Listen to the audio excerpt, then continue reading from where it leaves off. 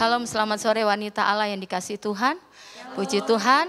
Saat ini kita akan masuk dalam ibadah kita. Walaupun kita ibadah secara online, tapi kita percaya hadirat Tuhan tetap ada bersama-sama dengan kita. Saat ini kita akan masuk di dalam doa, kita berdoa. Kami mengucap syukur kepadamu sore hari ini Tuhan. Engkau Tuhan yang hidup, Engkau Tuhan yang baik, Engkau Tuhan yang dahsyat, Engkau Tuhan yang ajaib, Tuhan yang selalu bersama-sama dengan kami di dalam setiap musim-musim kehidupan kami. Kami percaya Tuhan tidak pernah membiarkan kami, Tuhan tidak pernah meninggalkan kami. Tapi kasih Tuhan selalu ada bersama-sama dengan kami.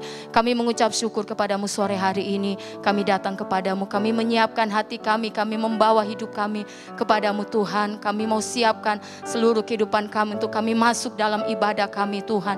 Kami percaya hadirat Tuhan memenuhi setiap kehidupan kami. Memenuhi Tuhan, oh Tuhan hati kami Tuhan untuk kami datang beribadah kepada Tuhan. Di dalam nama Tuhan Yesus. Kalau ada pikiran-pikiran yang bukan berasal daripada Allah, yang mengganggu hati dan pikiran kami, mengganggu konsentrasi kami, saat ini kami ikat tolak hancurkan semua itu dalam nama Tuhan Yesus Kristus. Dan kami mau berkata, Tuhan, ini ibadah kami sore hari ini kami serahkan dari awal pertengahan hingga akhirnya, biarlah jadi seturut dengan kehendak Tuhan. Di dalam nama Tuhan Yesus kami sudah berdoa dan kami mengucap syukur kepada Bapa di sorga. Haleluya, amin. Terima kasih Tuhan.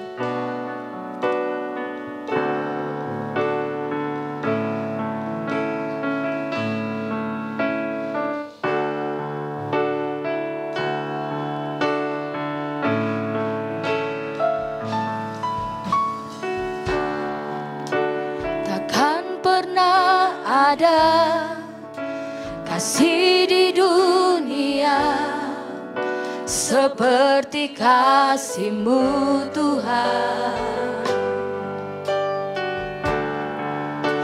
Kau telah buktikan cinta-Mu padaku dengan penebusan-Mu.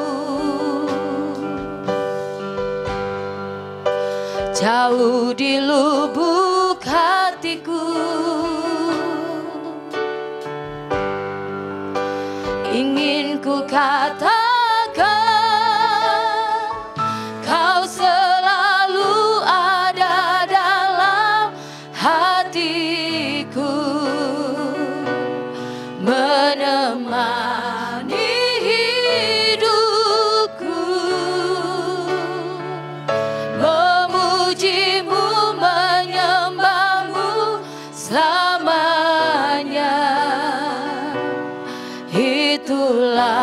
yang ku rindu.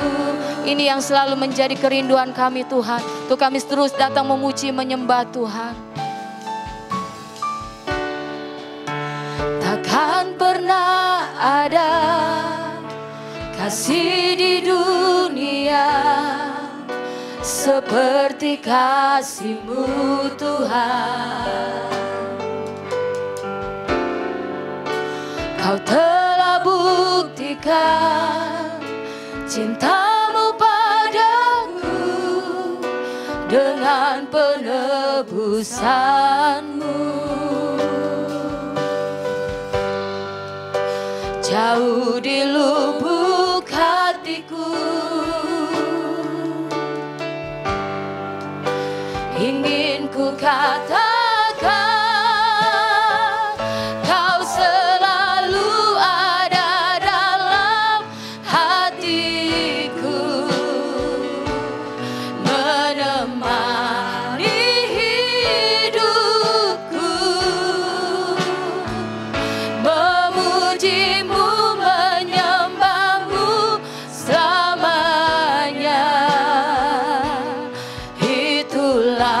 yang ku rindu.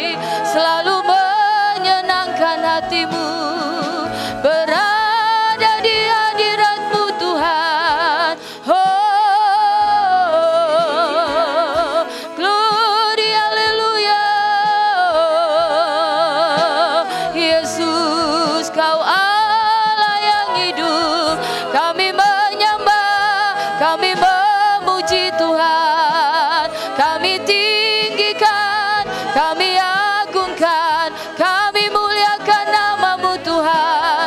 Yesus, haleluya. Oh, haleluya. Kau mengasihi kami Tuhan.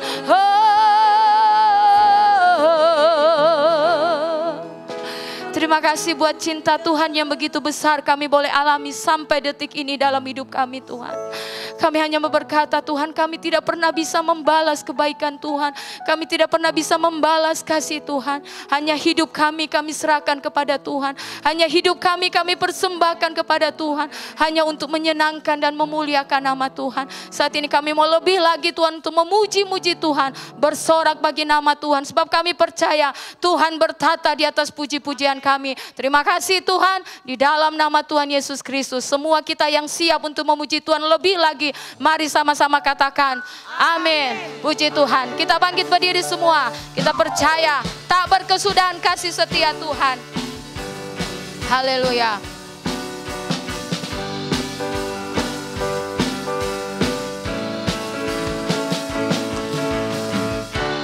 Dari hari ke hari tak pernah terbatalkan, berkat-Mu turun atas hidupku. Dari hari ke hari tak pernah tertunda, kesetiaan-Mu Kau limpahkan bagiku. Haleluya. Tak berkesudahan kasih setia-Mu Tuhan, rahmat-Mu tak pernah habis dari hari-hariku. Tangan-Mu yang perkasa, besar kejayaan-Mu, selalu menopang hidupku, selalu pegang erat tanganku. Haleluya. Dari hari ke hari tak pernah terbatalkan, berkat-Mu turun atas hidupku. Dari hari ke hari tiada pernah tertunda, kesetiaan-Mu Kau limpahkan bagiku. Haleluya. Tak berkesudahan kasih setia-Mu Tuhan, rahmat-Mu tak pernah habis dari hari-hariku. Tangan-Mu yang perkasa, besar kejayaan-Mu, selalu menopang hidupku, selalu pegang erat tanganku. Tak berkesudahan kasih setia-Mu Tuhan, rahmat-Mu tak pernah habis dari hari-hariku. Tangan-Mu yang perkasa, besar kejayaan-Mu, selalu menopang hidupku, selalu pegang erat tanganku.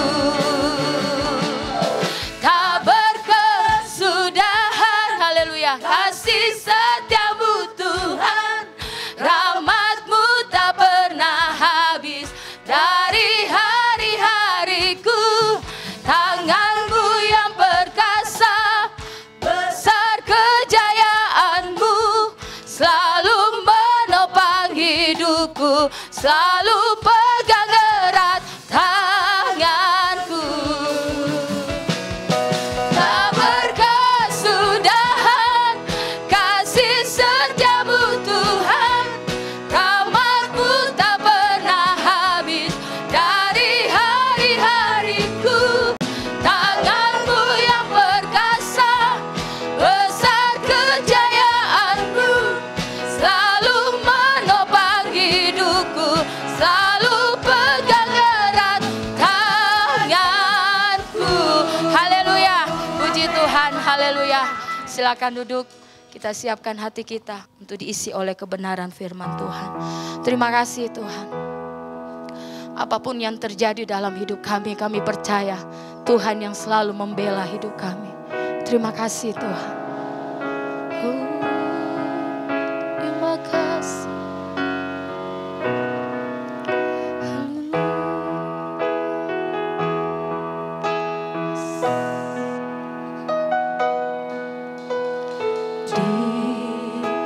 Dalam segala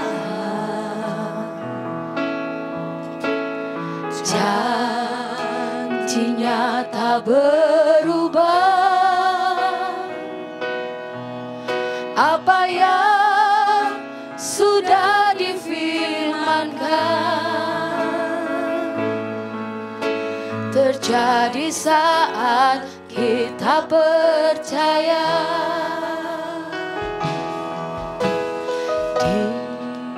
Dalam segala hal janjinya tak berubah,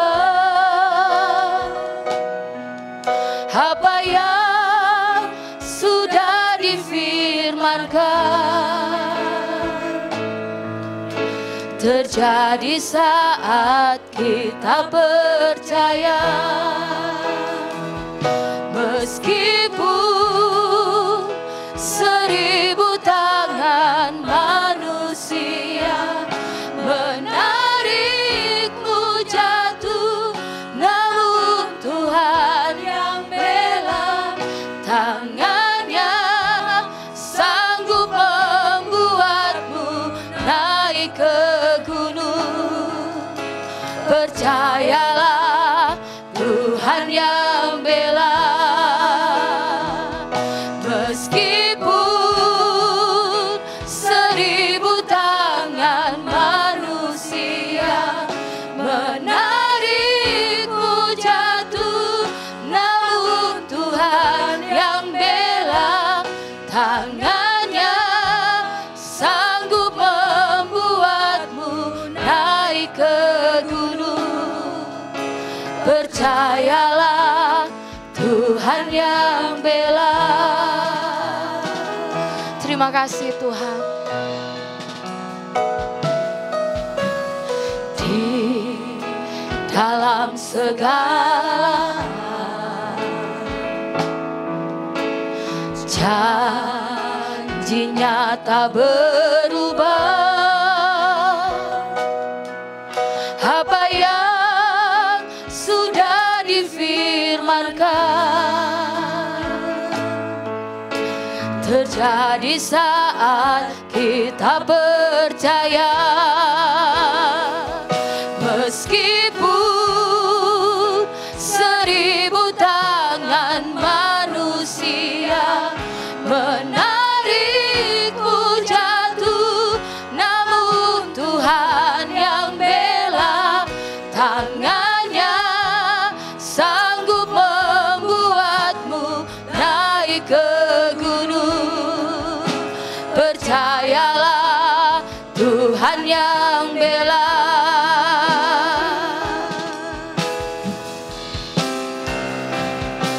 Meskipun 1000 tangan manusia menarikmu jatuh, namun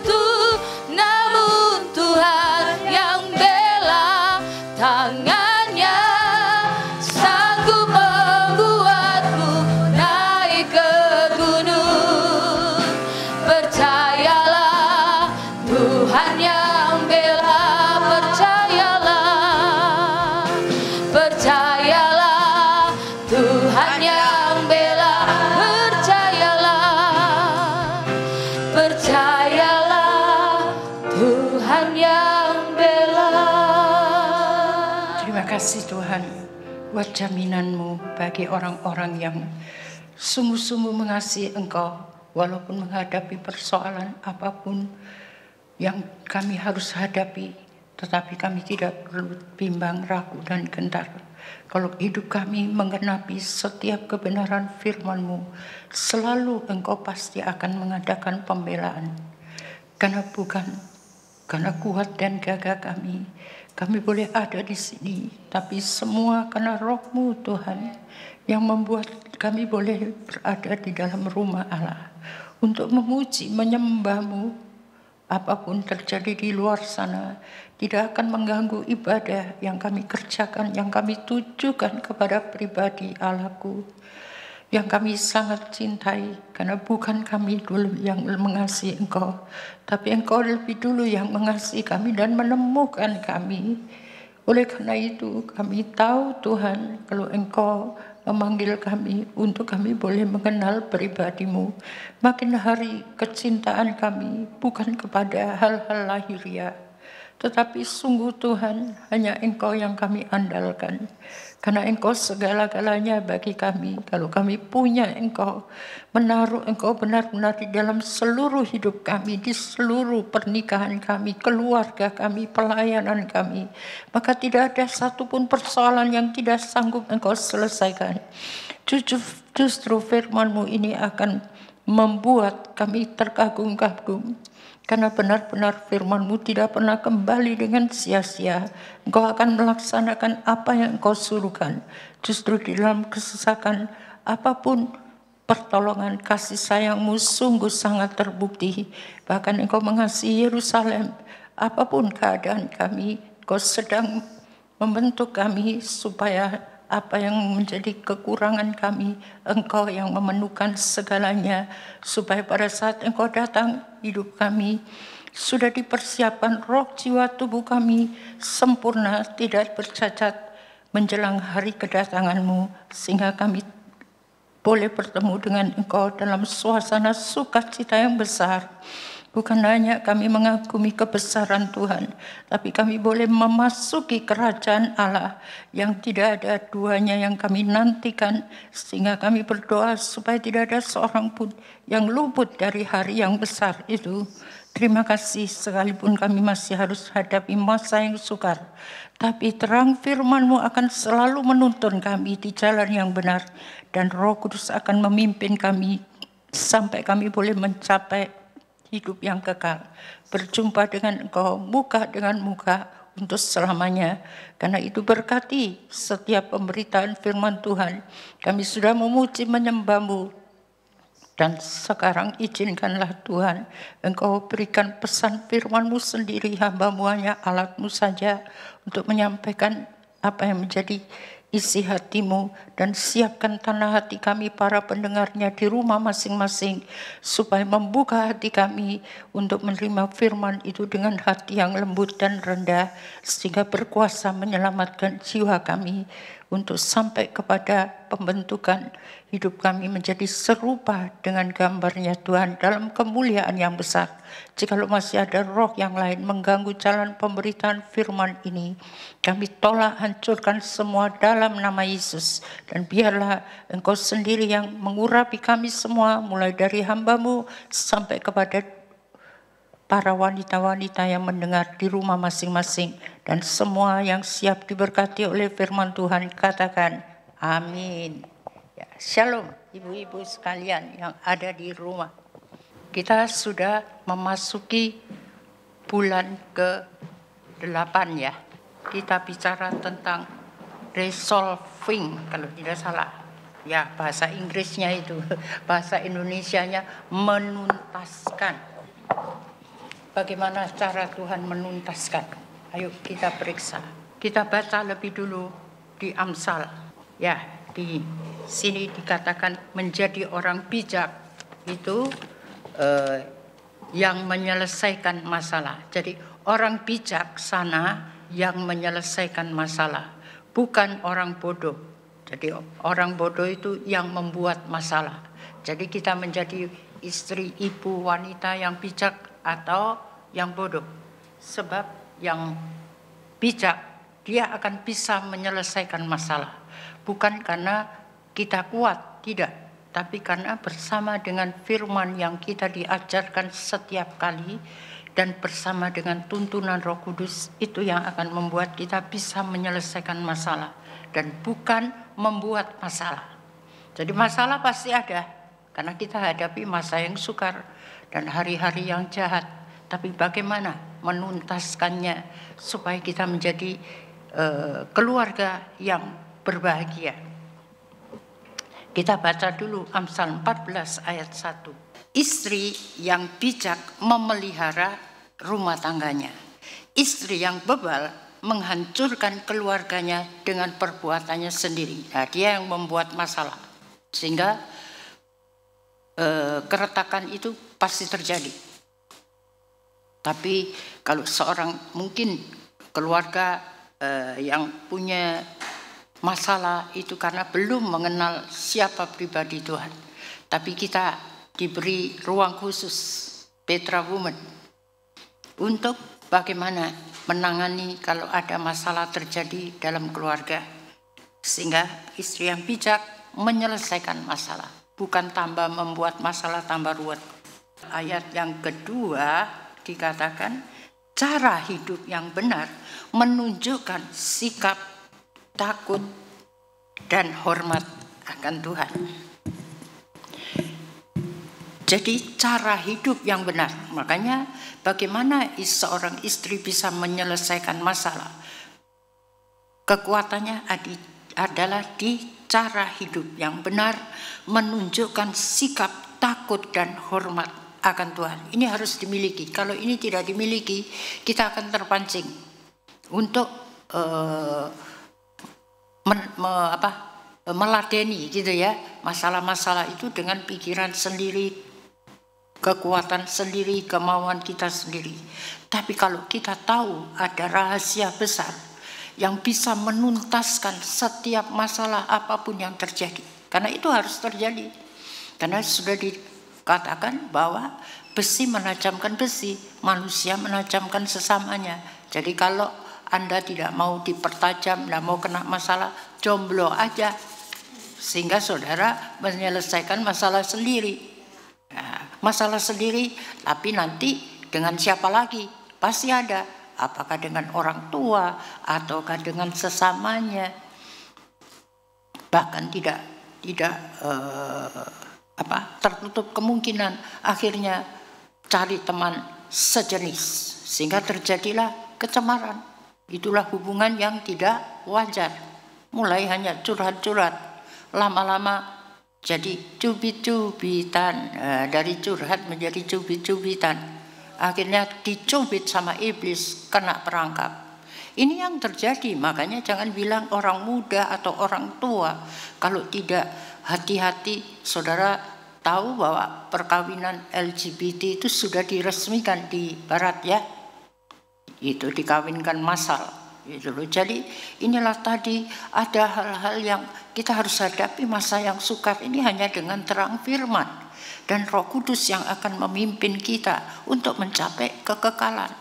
Sebab berjuanglah dalam iman yang pertandingan dengan iman yang benar.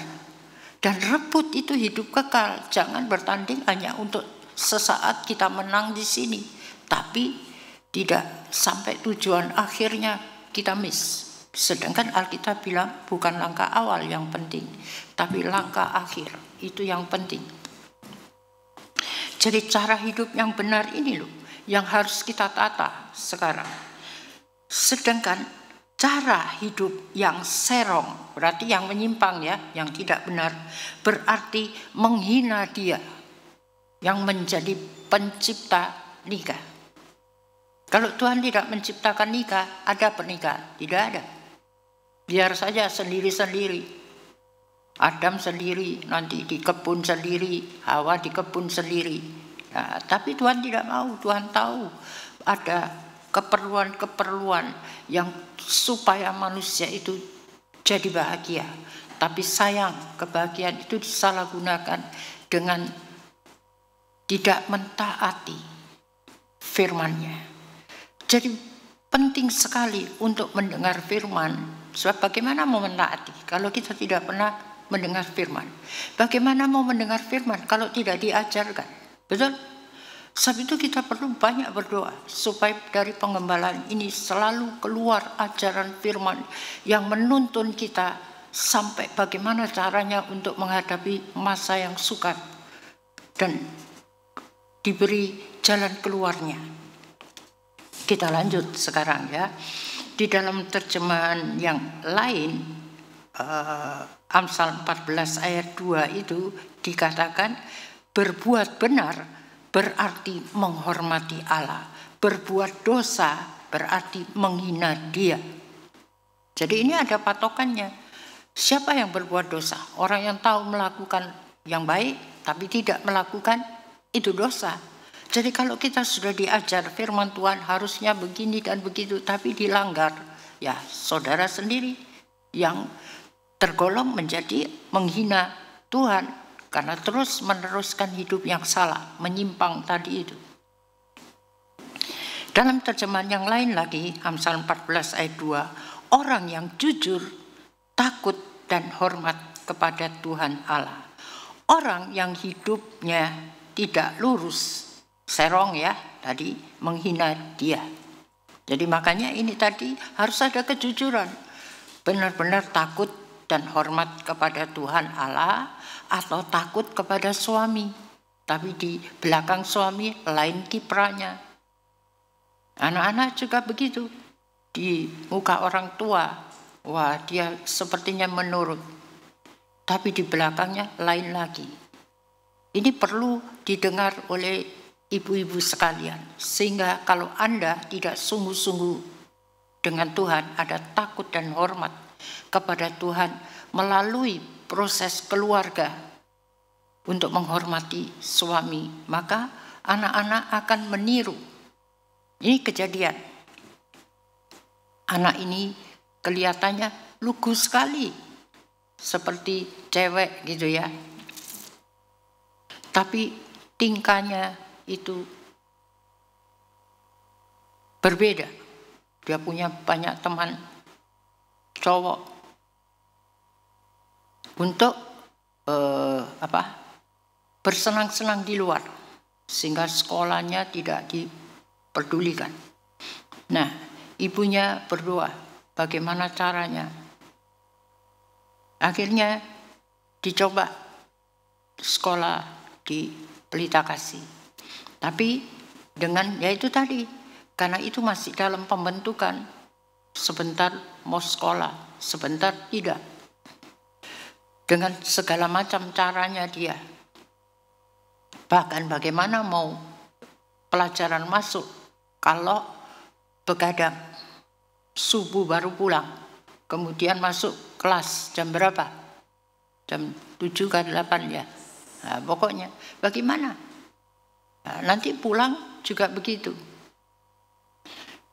Saya mencoba untuk menengahi karena waktu pulang seperti dia sudah chat sama temannya ini. Kamu chat apa? Bukan chat tembok, chatting ya. Oh saya mau antar teman, mau ke rumah ibunya. Loh, kok lucu ini ibumu ada di sini? Kamu mau antar anaknya orang ketemu ibunya? Jangan, kamu tunggu di gereja ya. Oh iya, karena saya ibunya sudah mau pulang aja, mau ngikuti, tapi saya tidak. Kau di sini dulu, itu nanti kau bisa tunggu ibumu. Iya, kau boleh tidur di gereja, boleh istirahat. Kalau mau makan di sini juga boleh. Sudah makan katanya. Tapi apa yang terjadi? Ternyata sampai di rumah kelihatannya dia menurut. Sampai malam mungkin dia hanya chatting saja, tetapi tidak keluar. Tapi nanti semua sudah tertidur, dia malam-malam pergi. Mulai cuma duduk-duduk di luar, lama-lama hilang. Jam 2 subuh baru balik. Tapi ya itu tadi, ibunya tidak tahu kalau dia keluar gitu. Jadi karena sudah tertidur. Tapi persis jam 11 malam itu waktu dia keluar itu, karena dia tidurnya di luar katanya. Jadi ibunya disuruh berdoa. Makanya itu doa itu besar kuasanya. Walaupun dia pergi, tetapi ya itu nanti dia balik jam 2. Tapi itu pun harus diajari lagi, lebih baik kuncinya diambil. Karena itu kuncinya dibiarkan digantung. Jadi kita harus pakai hikmat menghadapi anak seperti ini, tapi tidak boleh dikeras, nanti hilang. Karena saya sudah menghadapi bagaimana menghadapi anak yang seperti ini. Kalau tidak dengan doa yang benar, maka kita yang ada sedih sampai kapanpun, karena dibikin anaknya sendiri. Dan itu kalau tidak dijaga, dia dengan siapa saja dia bisa dikerjai teman-temannya. Mana ada minta tolong antar begini kok gampangnya, seperti minta tolong sama keluarganya saja. Sedangkan ini ada keperluan dari sekolah, sudah mau menolong lagi, jadi tidak ada istirahatnya. Dia bisa mau jadi sekolah yang pandai, pasti tidak. Nah, inilah banyak di luar hal-hal seperti ini. Sebab itu ayo saya minta para wanita, anak-anak muda, siapapun, ayo isilah hidupmu dengan hidup yang benar. Maka hidupmu akan teratur dan diberkati oleh Tuhan. Tapi kalau hidup yang seperti ini bagaimana mau diberkati? Jadi memang tidak mudah. Tapi mari kita meniru cara yang benar dari firman Tuhan. Kalau itu tidak tertulis dalam firman Tuhan, jangan kita pakai. Tapi kalau itu tertulis, kita tidak gunakan dengan baik dan benar, kita rugi. Untuk menjadi anak Tuhan, apa gunanya? Kita tidak sama saja. Yang susah, ya susah. Stres juga stres. Tidak ada jalan keluar. Padahal Tuhan bilang apa? Mari datang kepadaku yang bertanggungan berat. Tidak perlu ditanggung sendiri. Tuhan janji kesusahan sehari cukup sehari. Jadi memang ada masalahnya. Tetapi di dalam menyelesaikan masalah itu saya tahu hari-hari ini cukup sehari itu betul. Jadi tidak perlu lama-lama untuk bagaimana jalan keluarnya. Tuhan selalu bukakan jalannya. Di dalam Amsal 13 ini sengaja saya baca saja. Orang jujur akan aman karena hidup benar. Ini loh, makanya kejujuran ini penting. Jujur, jangan jujur cuma sebelah depannya, dalamnya tidak ada kejujuran dengan Tuhan. Orang yang jujur itu berarti betul-betul dia takut dan hormat kepada Tuhan. Tidak kita menjadi anak Tuhan, karena itu hikmat yang permulaan ya, dan akhir yang dituntut itu setiap orang harus takut akan Tuhan. Kemudian di sini tadi, orang jujur akan aman karena hidup benar. Tapi tadi orang berdosa yang menghina dia, yang tidak mau mentaati firman-Nya akan hancur. Itu tadi. Kalau kita bangun keluarga ya, tanpa Tuhan menghancurkan keluarganya sendiri dengan perbuatan kita sendiri. Karena kejahatannya. Hidup orang benar terus bercahaya. Hidupnya orang jahat akan dipadamkan. Sudah tidak akan ada sinar kemuliaan Tuhan, juga tidak ada sinar di wajah kita juga seperti sudah habis, tidak ada kelihatan yang menyukakan. Orang itu tidak mau mentaati kehendak Tuhan itu sebenarnya punya sifat sombong.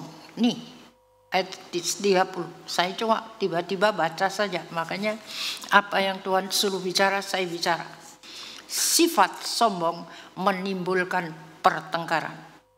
Tapi orang bijak mau menerima nasihat. Nasihat firman ini penting sekali. Tapi kalau didengar cuma dikagumi, selesai dan dilupakan. Mau-mauku, ya tidak terjadi. Sedangkan sifat sombong ini yang menimbulkan pertengkaran di dalam rumah. Karena masing-masing berkekeh dengan kebenaran sendiri. Anak seperti itu.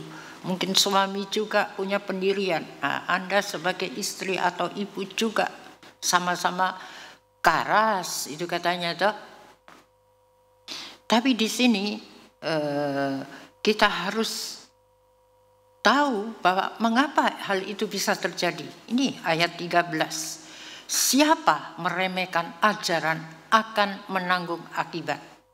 Jadi jangan sembarang kita, ya apapun terjadi saya tanggung akibatnya. Loh ini ada loh orang bicara seperti ini, saya takut. Padahal tidak perlu, saya punya prinsip. Prinsip apa? Saya juga tidak tahu. Tetapi siapa menaatinya akan merasa puas dengan manfaatnya. Manfaat ini ajaran. Jadi kalau tidak, mungkin saudara baru pertama mendengar ya. Makanya ini saya bacakan. Siapa menaatinya akan merasa puas dengan manfaatnya. Sebab itu jangan cuma mendengar firman tapi tidak melakukan, tidak ada gunanya. Kosong. Iman tanpa tindakan juga kosong. Nasihat orang bijak, ini lanjutnya lagi, bagaikan mata air kehidupan. Nah, bagaimana caranya supaya menjadi mata air kehidupan? Jagalah hatimu terlebih dari segala yang patut dipelihara. Itu di Amsal 4 ya. Anakku, perhatikanlah nasihat-nasihatku. Makanya kadang-kadang iblis curi waktu mendengar firman Tuhan. Wah, banyak yang mengantuk kah, begini dan begitu, tidak konsen. Ini loh, padahal ini perhatikanlah, harus pakai hati. Bukan kita di sini tapi di sini chatting-chatting. Atau ada itu di umat, kelihatannya dia sungguh baca firman, padahal di situ main game. Itu ada, dan segala macam yang bisa dibuat karena tidak mau menurut.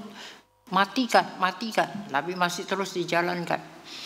Dan perhatikan dulu nasihat-nasihatku dan dengarkanlah ajaranku. Ini sebenarnya bentuk apa? Perintah. Mau diturut atau tidak? Kemudian yang berikutnya, simpanlah, juga perintah lagi, nasihatku di dalam hatimu. Jadi tadi perhatikan saja tidak, apalagi mau mendengarkan.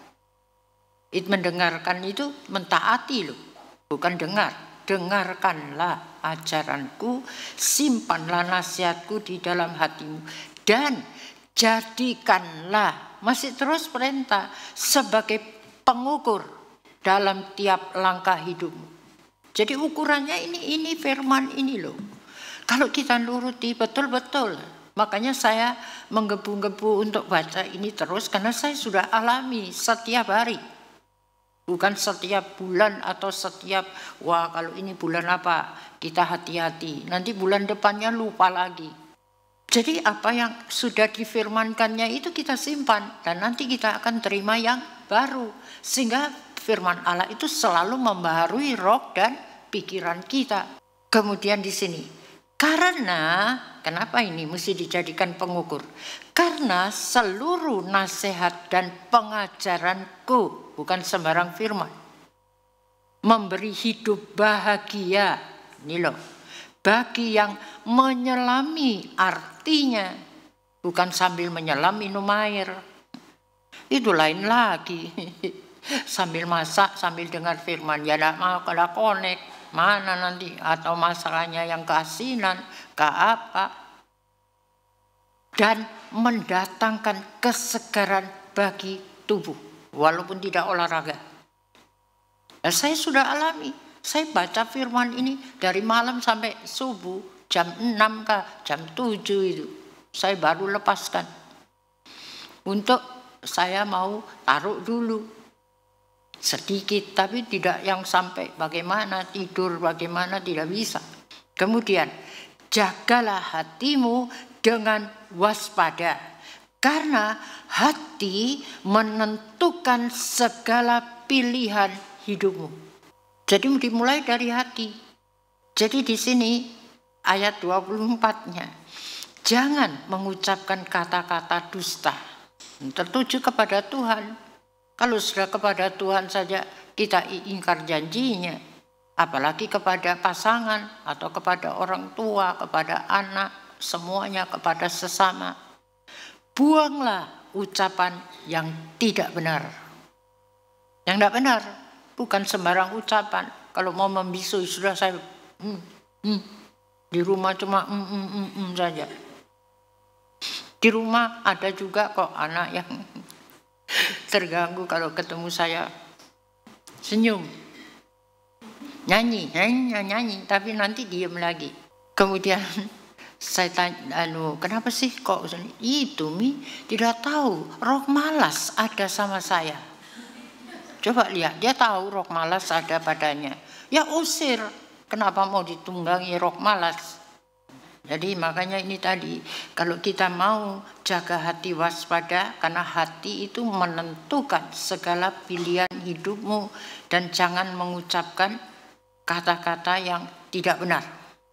Kemudian di sini tadi, tetaplah memandang tujuan hidupmu supaya engkau tidak menyimpang.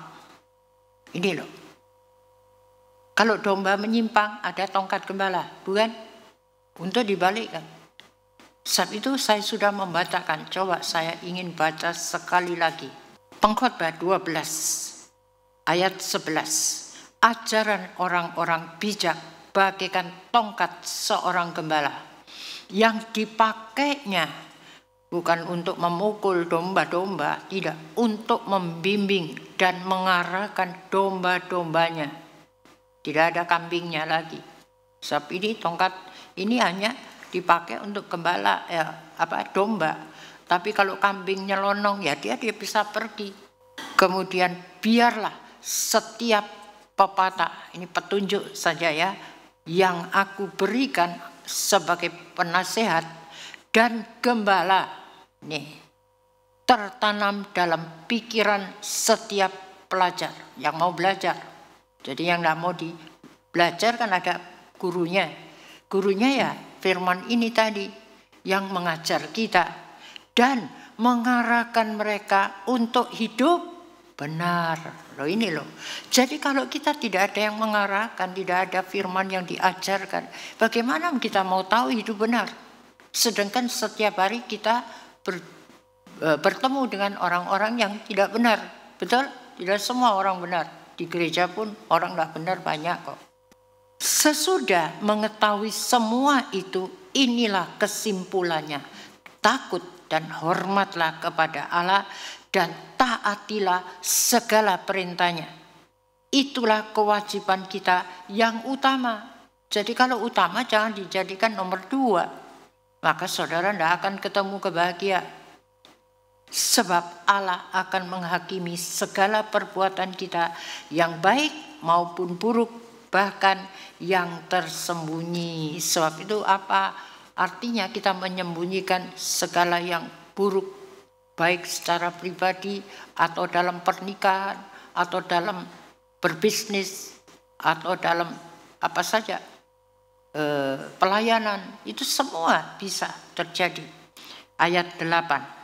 Jadi sebagai penasehat yang menulis semua ini, aku berkata, segala sesuatu dalam hidup ini sia-sia saja, sangat sia-sia. Aku sebagai penasehat sudah berusaha menjadi guru yang bijak agar dapat mengajarkan pengetahuan kepada orang lain dengan cara yang jujur dan benar. Aku juga menyelidiki pepatah-pepatah itu, petunjuk-petunjuk yang sudah ada, membuat pepatahku sendiri dan menyusunnya menjadi kumpulan pepatah yang indah didengar. Tapi sayang bukan penulisnya cuma menyusun, tapi kita yang menikmati hasilnya kalau tidak dilanggar. Makanya itu iblis itu licik atau tidak? Jangan kita merasa saya punya hikmat, istri yang bijak, semua saya tahu dari A sampai Z, Z kembali ke A, semua saya bisa menangani. Sehingga kalau tidak berhati-hati, makanya ini nanti akan pada akhirnya dia akan melakukan sesuatu di luar kehendak Tuhan. Contohnya siapa? Isabel. Pada saat Ahab tidak bisa mendapatkan apa yang dia inginkan, siapa yang menolong? Isabel. Tapi caranya bagaimana? Wah, tidak sesuai dengan firman. Bahkan orang yang benar justru dibunuh. Pakai cara-cara yang licik dan sebagainya. Kelihatannya mendapatkan apa yang mereka inginkan. Dan apa yang ditujukan. Ini saya cuma bicara saja, tidak ada dalam catatan saya.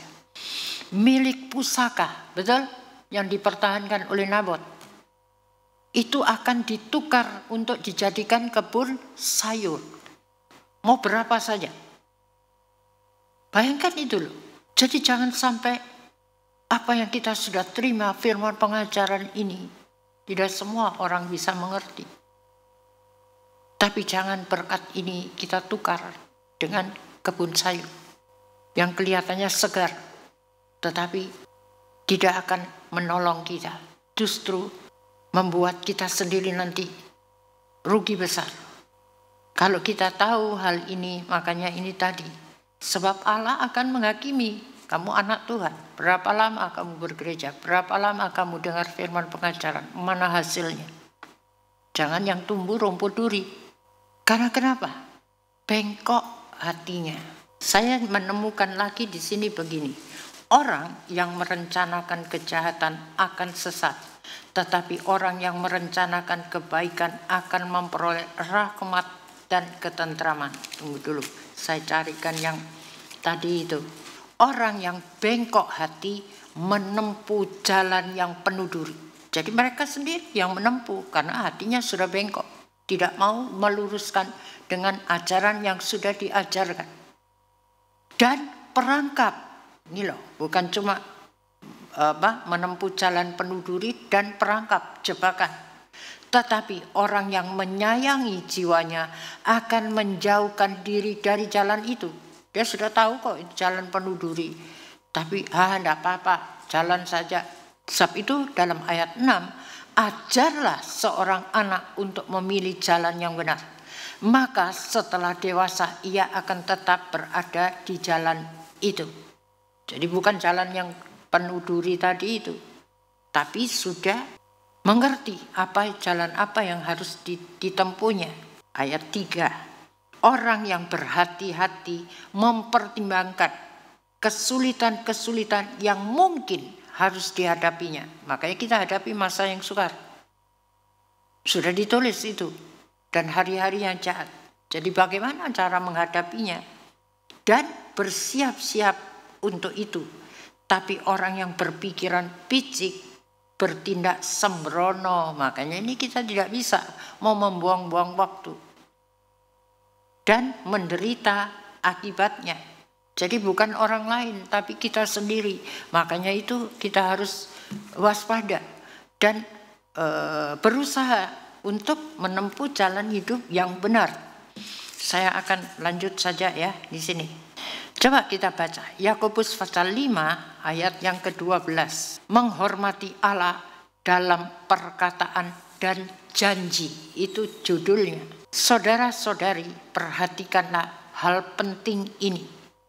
Waktu kamu mengatakan atau menjanjikan sesuatu, jangan menguatkan perkataan atau janjimu itu dengan sumpah demi apapun. Jangan menyebut surga atau bumi sebagai saksi atas sumpahmu. Kalau hal yang dibicarakan itu benar, cukup katakan saja ya, itu benar. Kalau hal itu salah, katakan saja itu tidak benar.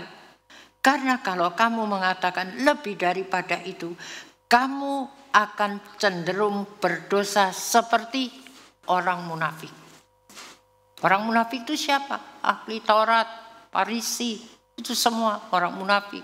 Dan hidupnya dibawa celaka atau terkutuk dalam terjemahan yang lain. Kemudian di sini saya tidak mau berhenti sampai di situ dulu. Kita mau pergi ke sini loh. Nah, ini loh. Jadi menghormati Allah itu penting untuk dalam perkataan dan janji. Termasuk menghormati pernikahan. Betul tidak? Ibrani 13. Karena itu salah satu untuk menghormati Tuhan lewat pernikahan. Sebab itu sebelum bisakah berjalan bersama sebelum berjanji. Itu Amos kalau tidak salah. Bagaimana anak muda sebelum menjadi pasangan suami istri dalam perjanjian yang diteguhkan, bahkan ada yang diteguhkan di gereja, ada yang di rumah, itu tidak menjadi soal. Tapi perjanjian itu loh, harus dihormati dulu. Jangan dilanggar dulu, baru berjanji. Sedangkan ini menghormati Allah dalam perkataan dan janji. Dengan apa orang mudah mempertahankan kelakuan yang suci daripada salah? Jikalau dipatutkan dengan firman. Makanya kalau firman mengatakan jangan, ya jangan dilakukan. Karena hubungan di luar nikah itu perzinahan. Dan itu ada harganya. Walaupun mungkin nanti menjadi suami istri. Tapi mengapa dilanggar lebih dulu? Sebelum itu disahkan di hadapan Tuhan atau di catatan sipil. Ini banyak anak-anak muda yang sekarang terjebak di sini. Sehingga banyak pernikahan muda terjadi. Tapi pasti akan berakibat. Makanya di sini sudah dituliskan dulu, diberi warningnya. Ya, tadi. Sebab Tuhan tidak mau nanti kita cenderung berdosa seperti orang munafik. Coba kita baca lagi, Roma 12 ayat yang ke-9. Janganlah kamu hanya berpura-pura mengasihi orang lain. Wah, ini masih mengasihi pasangan tampaknya. Tetapi kasihlah dengan tulus. Jadi bukan palsu-palsu lagi. Jadi kalau kita melihat hal ini, berapa banyak yang kita mesti tuntaskan hidup benar ini sekarang. Kalau yang sudah terjadi penyesalannya itu sampai seberapa. Jangan tengah-tengah kita harus bayar harga tidak kuat, bisa saja. Padahal mereka sendiri yang melakukan kesalahan yang harusnya dibenarkan. Betul? Sebab Tuhan mau tidak ada seorang pun binasa dengan pengorbanannya. Tapi mereka sendiri yang dibodoh-bodohi. Seperti yang terjadi dengan penulis dari surat Amsal ini tadi ya. Akhirnya dia tulis pengkhotbah itu. Untuk semuanya ternyata dia dapatkan itu menjadi sia-sia. Siapa yang membuat sia-sia? Padahal tidak ada orang mendapat hikmat seperti Salomo. Begitu ya. Ruginya itu besar sekali. Kemudian berikutnya lagi apa? Lakukanlah. Ini loh perintah. Makanya itu janganlah. Itu juga perintah. Nah supaya kasih tulus itu bagaimana? Lakukanlah hanya yang baik. Jadi yang tidak baik jangan dilakukan. Minta pertolongan Tuhan. Dan bencilah semua jenis kejahatan. Mau mogok bicara, mau tidak pulang ke rumah orang tua, mau pulang kemana saja, pergi ke mall, tinggalkan tanggung jawabnya, tidak mau urus dulu supaya kapok. Itu ada anunya sendiri. Kalau ke mall bukan kesalah, kalau pamitan yang baik-baik, tapi bukan karena marah. Atau apa saja bisa dikerjakan. Makanya ini jauhi apa tadi itu, bencilah. Ini loh harus kita tolak itu dengan rasa benci.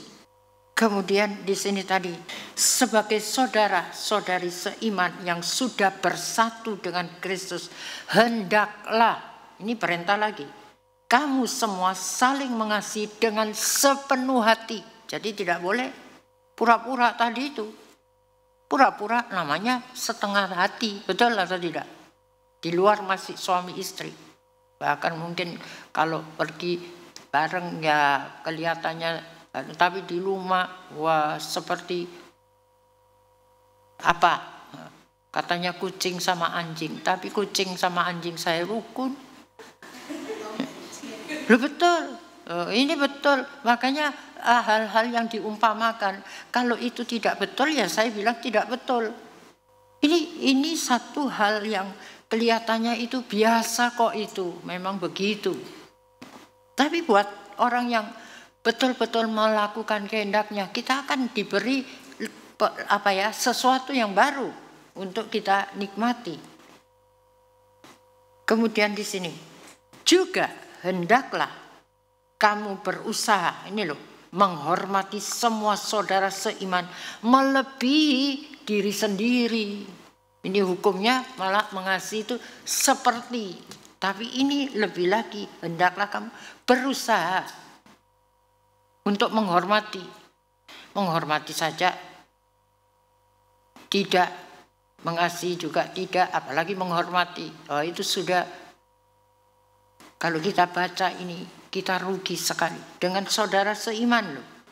Semua, tidak peduli yang baik atau tidak baik, harus menghormati semua saudara seiman, melebihi diri sendiri.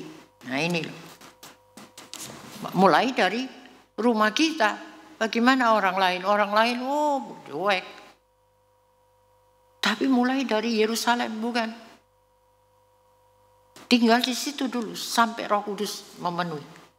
Nah, dengan kekuatan Roh Kudus itu kita akan bisa melangkah untuk menuntaskan apa yang salah. Kalau tidak, kan Tuhan mengirimkan Roh Kudus itu untuk membantu kelemahan kita. Bahkan Allah masih turut bekerja. Jadi Allah Tritunggal itu ikut kerja untuk supaya kita ini mengikuti petunjuknya untuk merebut hidup kekal ini. Karena Allah itu roh dan Bapa menghendaki penyembah dalam roh dan kebenaran. Rohnya saja sudah tidak betul, roh duniawi, cara-cara bicaranya seperti orang dunia juga yang tidak takut akan Tuhan. Sembarang bicara. Apalagi mau kebenarannya nanti. Ya saya tidak tahan. Nah, apa yang di dalam memang daging dan roh bertentangan. Makanya hiduplah di dalam pimpinan Roh Kudus. Karena semua orang yang mau dipimpin oleh Roh Allah, dialah anak-anak Allah. Jadi ini pimpinan Roh Kudus ini akan membawa kita sampai kita bisa menggenapi seluruh kebenaran itu tadi. Tanpa Roh Kudus memang kita siapa? Dan kita juga dibenarkan oleh pengorbanannya Tuhan. Kenapa kita untuk berkorban untuk hal-hal yang diminta oleh firman Tuhan sedikit saja kita tidak bisa memenuhi? Persoalannya di mana? Kalau tidak di hati kita sendiri yang sudah mau kompromi. Makanya ini tidak bisa kompromi. Ini ya, saya bacakan lagi. Berbahagialah orang yang menghormati Allah, tetapi orang yang mengeraskan hatinya akan ditimpa bencana. Amsal 28 ayat yang ke-14.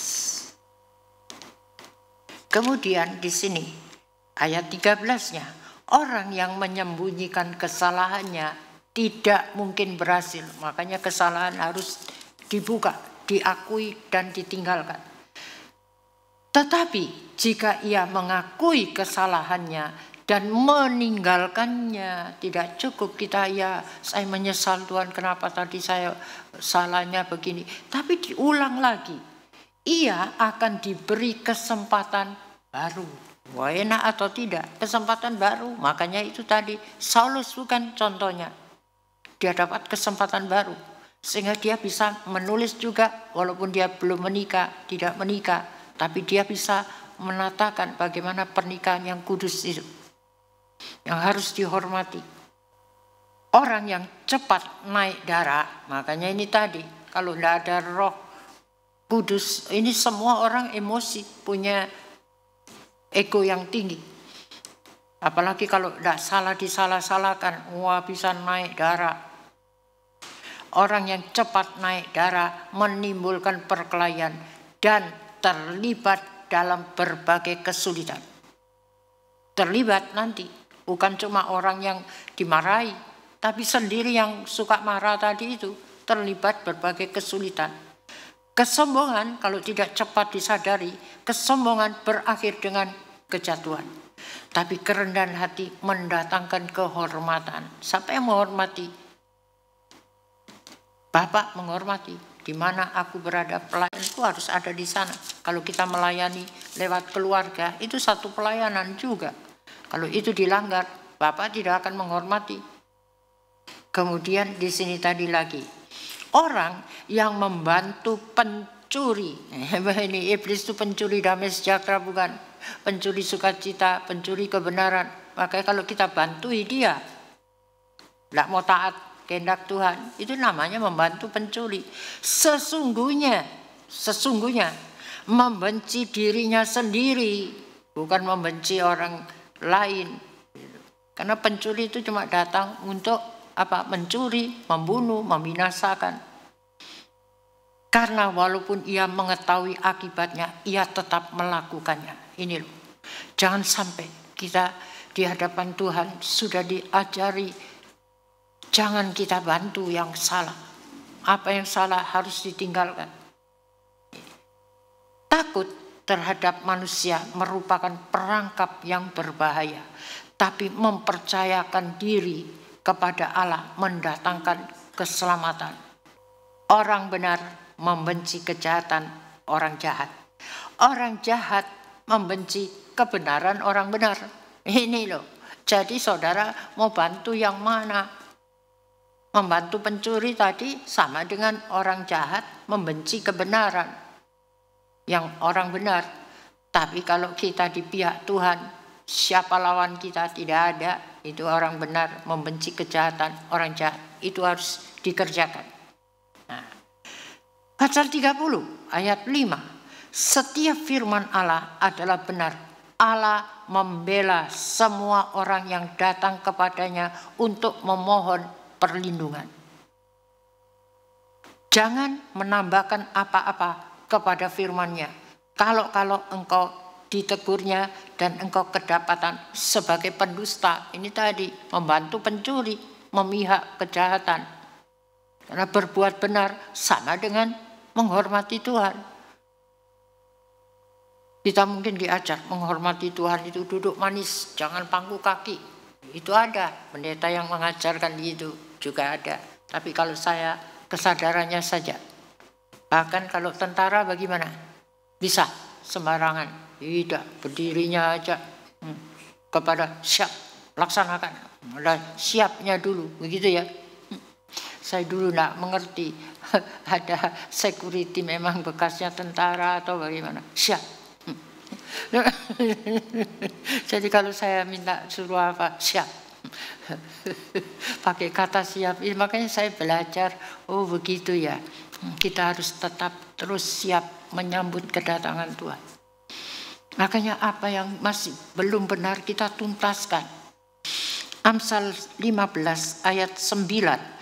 Tuhan membenci cara hidup orang jahat, tapi mengasihi orang yang senantiasa berusaha hidup benar. Jadi lihat, kita pilih yang mana. Tuhan mengasihi orang yang senantiasa, bukan cuma satu kali hidup benar. Senantiasa berarti terus menerus berusaha. Jadi memang harus ada usaha. Kalau tidak ada usaha mau begitu terus ya jadi seperti begitu. Nah, begitu juga dalam membangun sebuah keluarga, bukan? Yang dimulai dari pernikahan tadi. Perlu menaati mengenai apa yang menjadi kehendak Tuhan. Betul? Kan ada nasihatnya sesuai firman Tuhan untuk suami bagaimana, istri bagaimana. Supaya apa? Supaya jika ini Bible yang bilang, jika ingin mengalami hidup yang ada ketenangan, merasakan sukacita dalam perlindungan Tuhan.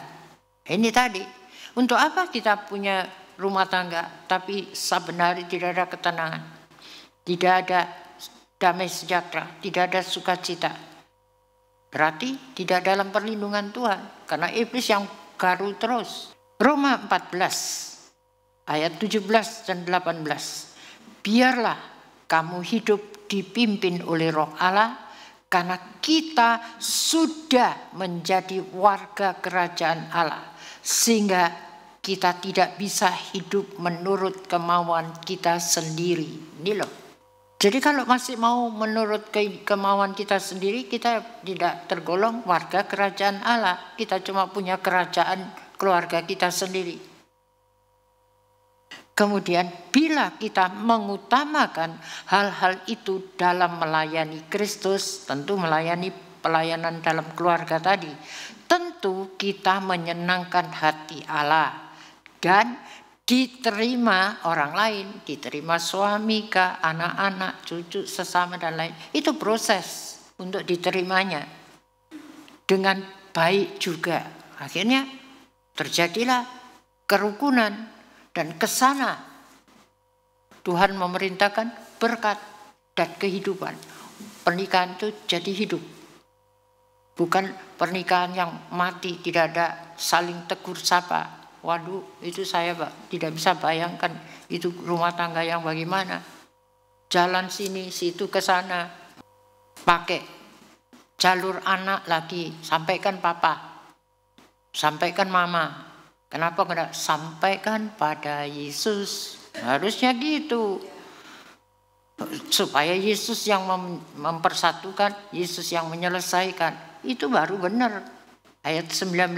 Jadi marilah kita giat berusaha melakukan apapun yang mendatangkan damai di antara kita dan yang dapat membangun rohani setiap orang.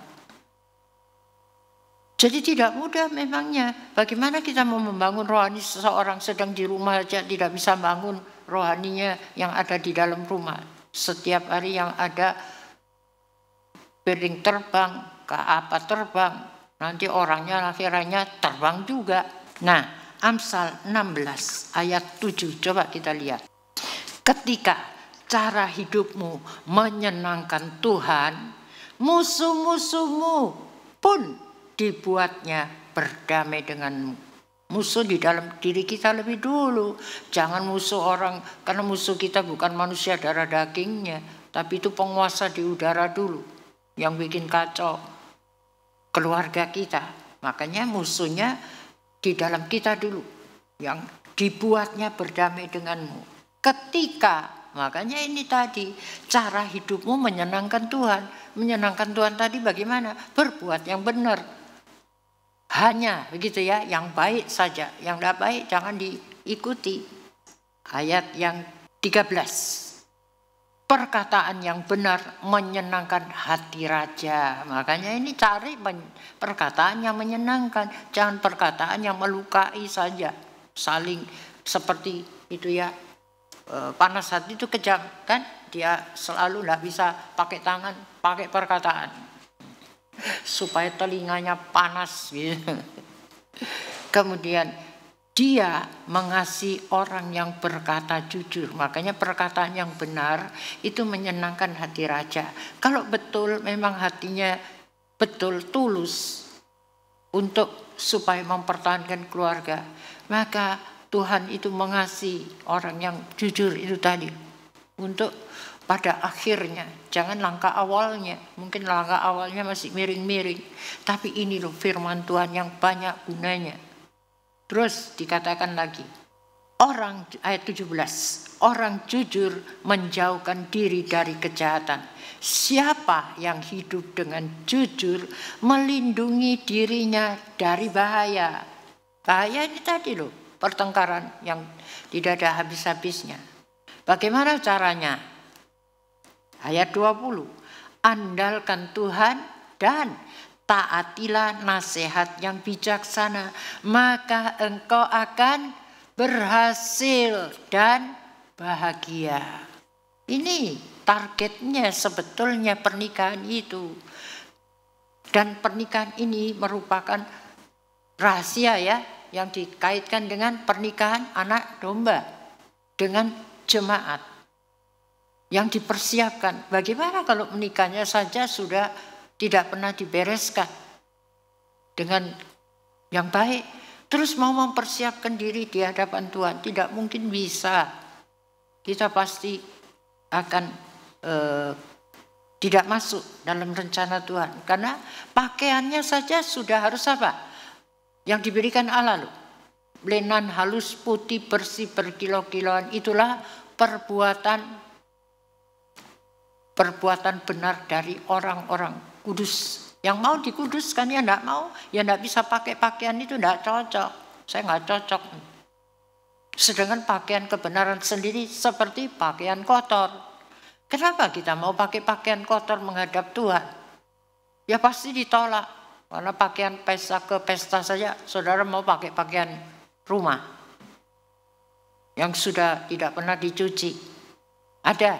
Tidak mau, bukan? Malu. Nanti dilihat orang. Nah, tapi di surga bukan malu lagi. Sudah tidak bisa masuk karena sudah diberi syaratnya. Mau atau tidak. Makanya jangan kita mau-mauku yang sekarang memelihara pernikahan ini loh. Memelihara kerukunan ini harus diusahakan. Sebab dua orang sehati boleh minta apa saja. Tuhan kabulkan. Kalau tidak sehati, ya itu tadi. 1 Petrus 3 bukan? Ayat 1 sampai 7. Kepada istri itu 6 ayat. Coba kita lihat dulu. Nih ya, saya lompat saja dulu. Supaya saudara tahu apa yang harus dikerjakan. Kepada setiap istri, termasuk saya atau bukan? Iya dong, saya tidak bisa tidak termasuk setiap istri kok. Demikian jugalah hendaknya, perintah lu, kamu taat kepada kemauan suamimu. Tentu yang tidak benar ya jangan ditaati. Dengan begitu, apabila suamimu belum percaya pada ajaran Kristus, dia bisa menjadi percaya dengan melihat cara hidupmu saja. Nggak usah lihat yang begini dan begitu. Ada sajaknya loh ya. Beda kalau tidak ada perkataan saja. Kamu tidak perlu berbicara apa-apa kepada, bukan bisu. Tapi tidak usah berkomentar kalau lihat begini begitu sampai suaminya tambah marah. Karena setiap hari, nah ini loh, setiap hari kulihatmu kasihmu, setiap hari kulihat kuasamu. Nah ini, tapi setiap hari Tuhan minta, setiap hari mana ini? Kamu bersaksi lewat kelakuanmu yang murni atas dasar hormatmu kepada Allah. Ada dasarnya. Murni itu apa? Tulus. Tidak munafik tadi itu, tidak pura-pura. Padahal sudah digosipkan di tetangga misalnya. Tentang keadaan suaminya. Supaya nanti dia mau membela diri kalau kau dengar ribut ya, itu suamiku. Mencari gara. Kenapa kok tidak diberhentikan cari garanya? Kata Tuhan Yesus, bukan kata tetangga. Tetangga tinggal menggosipkan saja. Tapi bisakah menolong? Enggak bisa. Janganlah kamu sibuk. Ini loh, sibuknya mempercantik penampilan luar saja. Memang ini harus dijaga. Seperti menghias rambut, memakai perhiasan emas atau pakaian yang indah. Biarlah kecantikanmu berasal dari mana? Dari dalam hatimu, yaitu hati yang lemah lembut dan tenang. Ya saya begini, karena saya digarai jadi saya naik emosiku. Apa istilahnya di sini? Jorok banget. Bahasa Makassar ya itu. Saya nggak mau ucap di sini, tapi saya tahu itu sering naik, gitu kan. Yang tahu pasti saudara nanti kalau mau tanya di bawah.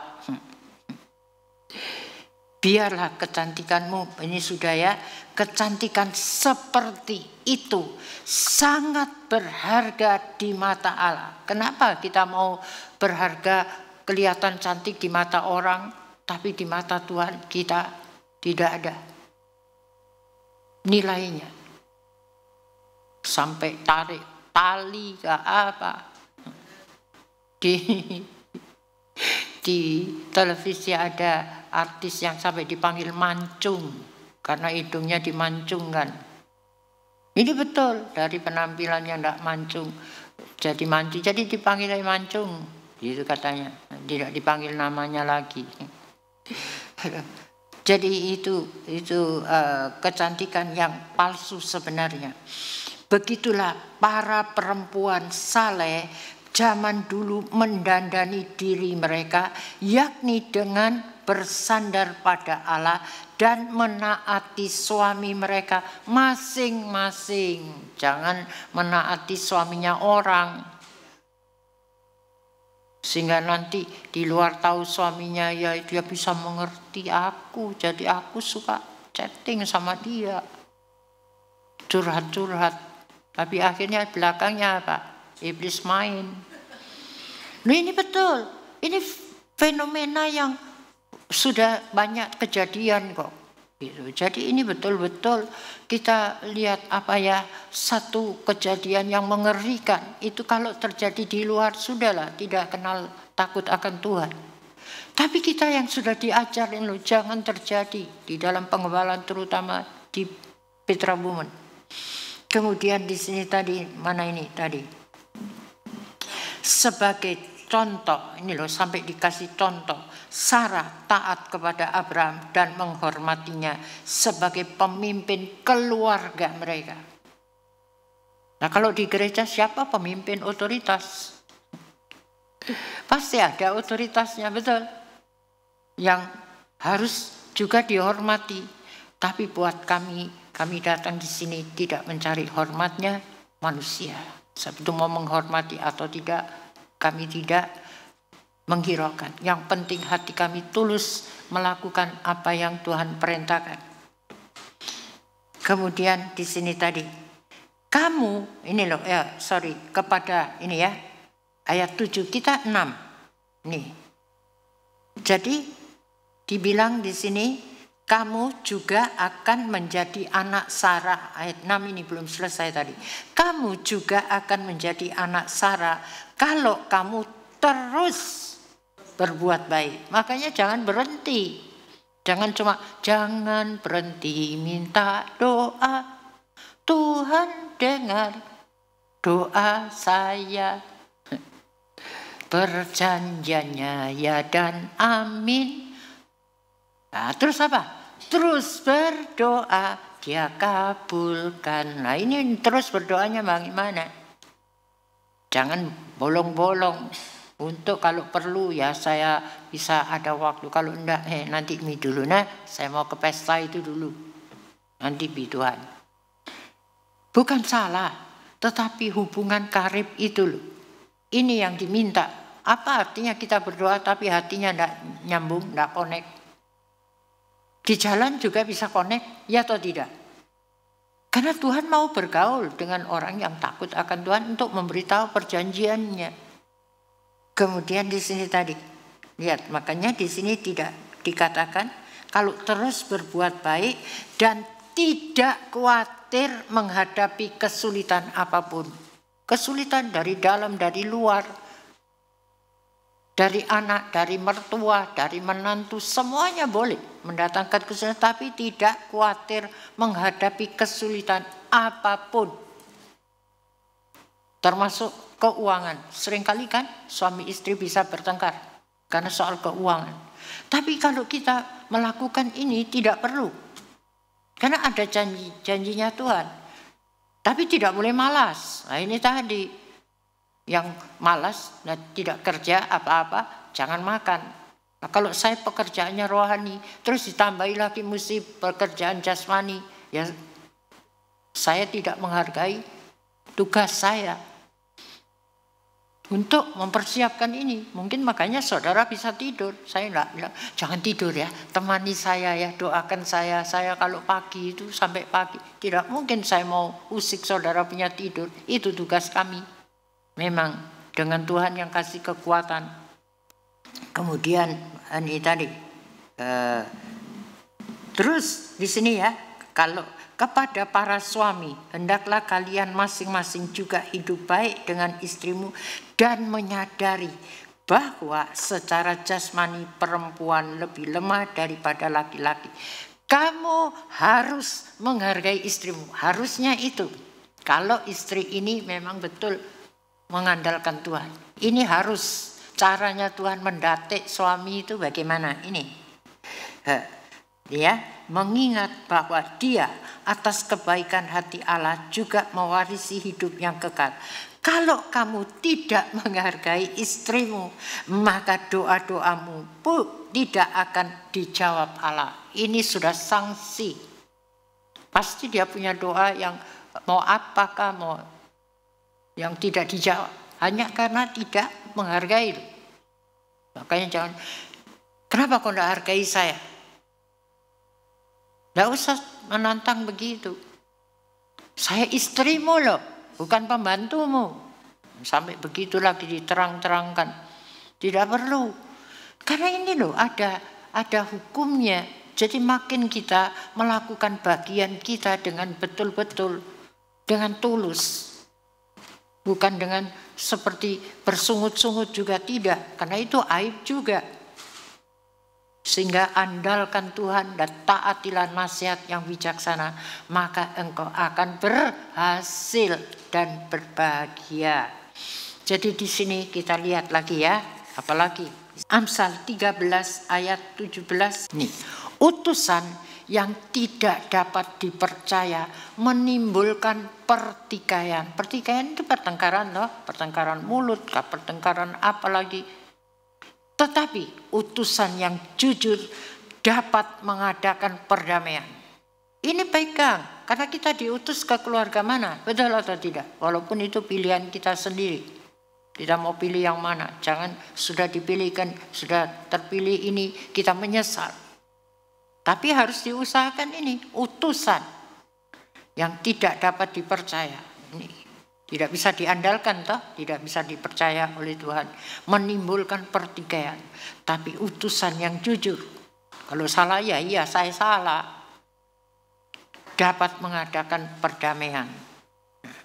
Ini tadi harus kita tahu untuk apa yang perlu dituntaskan supaya pernikahan kita itu sampai nanti berkenan di mata Tuhan untuk jadi masuk dalam pesta pernikahan anak domba tadi itu.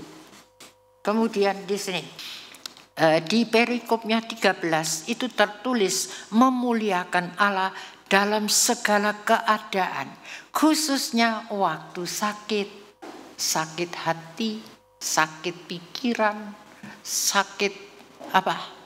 Sakit kantong. Banyak sakit selain sakit jasmani ya. Kalau ada di antara kalian yang menderita ini, apa resepnya? Berdoalah. Ini yang seringkali tidak dilakukan. Perintah loh ini. Dan bagi yang sedang bersukacita, bernyanyilah memuji Tuhan. Kalau ada di antara kalian yang sakit, hendaklah kamu memanggil para pemimpin jemaat supaya mereka apa?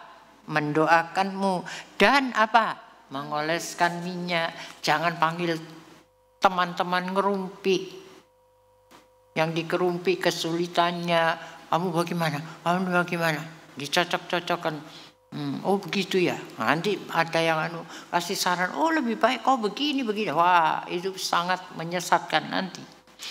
Padahal di sini kalau ada yang sakit, ini tadi, hendaklah kamu memanggil para pemimpin jemaat supaya mereka mendoakanmu dan mengoleskan minyak.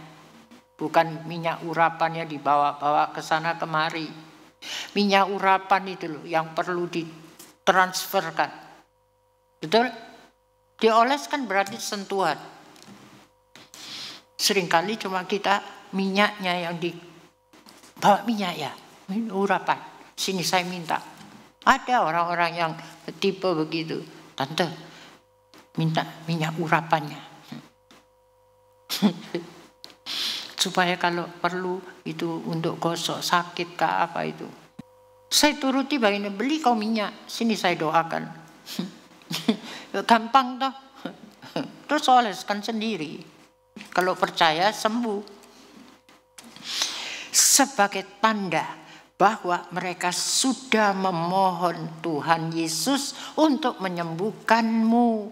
Jadi itu tidak salah lewat minyaknya itu yang menyembuhkan. Banyak orang gandrung itu. Jadi meminta di gereja sebanyak-banyaknya atau minyak apa lagi saja yang diberikan. Apabila mereka berdoa dengan percaya, siapa yang berdoa? Bukan cuma pemimpin dong. Oh, yang merasa saya tahu kalau saya orang benar bila berdoa dengan sungguh sangat besar kuasanya. Jadi hiduplah benar. Jadi tidak. Kalau pemimpin ada iya tidak apa-apa. Tapi kalau tidak saudara hidup benar itu saja. Makanya ini dituntaskan supaya apa saja yang kita menjadi utusan Tuhan, kita bisa menolong banyak orang. Makanya di sini dibilang tadi, apabila mereka berdoa dengan percaya penuh, bukan setengah percaya, bahwa Tuhan Yesus sedang menyembuhkanmu, maka Tuhan akan menjawab doa itu. Tuhan akan menguatkan dan menyembuhkanmu. Dan kalau penyakit itu disebabkan oleh dosa-dosamu, maka atas doa mereka bersama Tuhan akan mengampuni kamu. Kan perlu dikelirkan juga kalau ada kesalahan. Betul atau tidak? Kita mau menolong. Kalau ada, bukan menuduh bahwa kamu sakit karena dosa. Itu seringkali jadi salah paham dengan doa. Tapi kan Tuhan bisa baca doa kita, motivasinya apa. Kalau memang kita menuduh, siapa yang tidak ada orang berdosa, silakan lempar dulu. Itu wanita yang berdosa ya. Ternyata semua tidak ada. Kalau tidak, aku juga tidak menghukum. Nah, bagaimana kita mau menghukum orang sakit kamu dosa? Betul tidak? Makanya kalau kita tidak kembali kepada firman, seringkali kita bersalahan bukan dengan orang yang disatroni, tapi dengan Tuhan itu yang punya firman. Makanya ini tadi, kan ini ada alkitabiahnya kok. Karena itu, nah inilah, saya mendorong kalian semua untuk membuka hati kepada teman seimanmu dan saling mengakui pelanggaran-pelanggaranmu terhadap Tuhan. Salah berpikir, salah menginterpretasikan doa atau nasihat, ini semua ayo dibereskan supaya kita menjadi orang benar. Dan doa orang benar bila dengan yakin didoakan sangat besar kuasanya, supaya kita bisa saling mendoakan. Perlu atau tidak saling mendoakan? Tidak selamanya pemimpin, bukan? Dengan demikian kita akan diampuni dan disembuhkan. Doa orang benar sangat berkuasa dan besar pengaruhnya. Contohnya Elia, dia hanya orang biasa sama seperti kita, tetapi dia berdoa dengan sungguh-sungguh supaya hujan tidak turun, dan hujan betul-betul tidak turun di negerinya selama 3 tahun 6 bulan. Lalu ketika Elia berdoa lagi meminta hujan, hujan pun turun dan tanaman di ladang tumbuh kembali. Apa itu? Tanaman di ladang, apa yang saudara tanam keluarga dari pernikahan itu tumbuh lagi, tumbuh kembali. Coba kita baca Keluaran pasal 20 ayat 6. Kepada orang-orang yang mengasihi aku dan menaati perintahku, aku akan menunjukkan kebaikan hatiku atas keluarganya sampai ribuan generasi. Bagaimana ini? Jaminan bukan? Kenapa kita tidak gunakan ketaatan kita kepada perintahnya? Jadi apa yang diperintahkan, ayo kita lakukan dengan sungguh-sungguh. Mendoakan ya sungguh-sungguh. Kalau yang didoakan tidak mengerti, ya sudah. Kalau salam sejahtera itu tidak diterima, kembali atau tidak? Kembali. Tidak mubasir. Tidak kita kebingungan, waduh kita barangkali tadi salah. Tidak perlu. Firman Tuhan tidak pernah kembali dengan sia-sia. Dia akan melaksanakan apa yang dia suruhkan. Kalau doa orang benar itu betul-betul yakin didoakan, besar kuasanya. Mau jadi hujan turun atau berhenti hujan, ya toh? Tadi itu kedaulatan Tuhan. Tapi ini boleh bermohon untuk apa saja yang dipohonkan. Kemudian di sini lihat, nih 19:20. Mungkin kita tidak perlu berdoa sakit penyakit, tapi ini, saudara-saudari, ingatlah hal ini, ingat hal ini. Kalau salah satu dari kalian sudah mengikuti jalan sesat, suami mungkin tidak taat firman, ya atau tidak? Anak-anak memberontak, apa saja bisa terjadi. Tetapi saudara atau saudari yang lain menuntun dia kembali kepada ajaran firman dan cara hidup yang benar. Bagaimana kita mau menuntun anak-anak kita ke jalan yang benar, ajaran benar? Kita sendiri tidak mau melakukan ajaran yang sudah didengarnya untuk hidup benar. Tidak mungkin bisa. Jadi ini berkaitan semua. Berarti saudara atau saudari itu yang memimpin orang berdosa untuk bertobat. Harus ini sampai kepada pembalikan ini tadi.